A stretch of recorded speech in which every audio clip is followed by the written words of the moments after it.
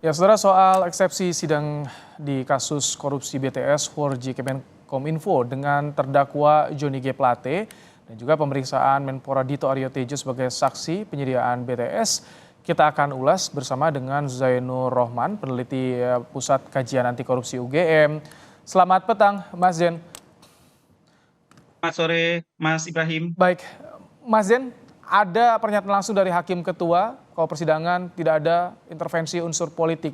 Hakim sampai menyebut itu. Apa yang Anda baca? Apakah ini memang ada mengarah tendensi politik di eksepsinya Plate?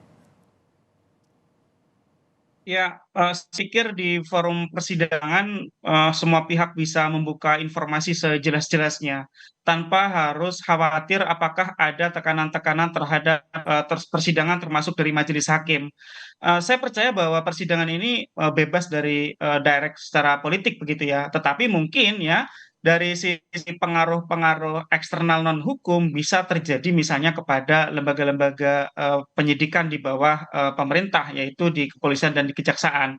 Tentu kalau konteksnya Pak Plate adalah disidik oleh kejaksaan, maka ya Pak Plate bisa membela diri dari semua tuduhan-tuduhan yang dialamatkan dari pihak kejaksaan, dan dengan cara apa? Membongkar seterang-terangnya, seluas-luasnya di depan muka sidang agar perkara ini bisa diketahui secara utuh oleh persidangan yang terbuka untuk umum sehingga masyarakat bisa melihat apakah pihak kejaksaan dan majelis hakim itu benar-benar independen, mandiri, tidak tebang pilih, tidak pandang bulu, artinya siapapun yang terlibat itu benar-benar ditangani dan dimintai pertanggungjawaban secara hukum, ataukah ada perlakuan-perlakuan khusus.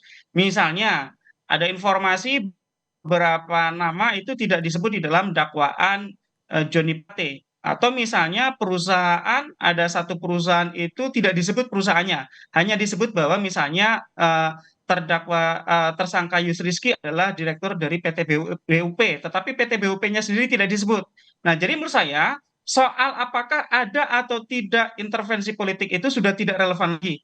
Sekarang saatnya bagi semua pihak yang sedang menjalani persidangan itu membuka seluas-luasnya, selengkap-lengkapnya, seutuh-utuhnya untuk melakukan pembelaan diri juga. Jadi masyarakat bisa menilai Mas benar Zen, tidak persidangan ini adalah persidangan yang independen. nah kalau untuk membedakan, memisahkan agar ini on the track proses hukum, tidak dicampur adukan dengan politik. Jadi bagaimana ini? Saya melihat salah satu caranya adalah ketika dari pihak kejaksaan itu yang pertama transparan, yang kedua tidak tebang pilih. Ya, kita tahu ada informasi yang beredar, dugaan aliran dana dari proyek tes ini telah mengalir begitu jauh, termasuk ke aktor-aktor politik.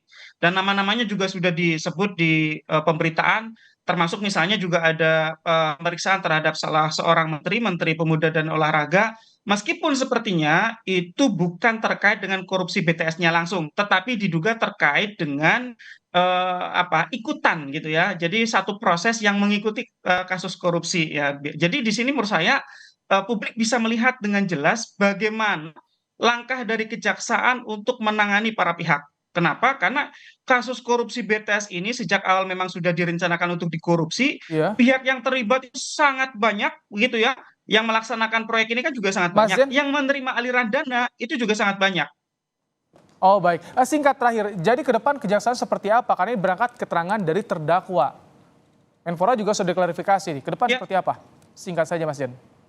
yang menurut saya tadi soal Menpora, apakah maksudnya itu mengarah kepada pasal 21 obstruction of justice. Ini kan uang yang dikumpulkan dari para pengepul, meminta komitmen fee 8-10% dari para penyedia barang dan jasa, kemudian ini digunakan untuk dalam tanda kutip menyiram istilahnya. Apakah ada keterlibatan Menpora di situ atau tidak? Itu tugas kejaksaan. Tetapi kalau satu pihak yang dipanggil oleh penegak hukum ketika ditanya ya pasti akan menjawab tidak terlibat.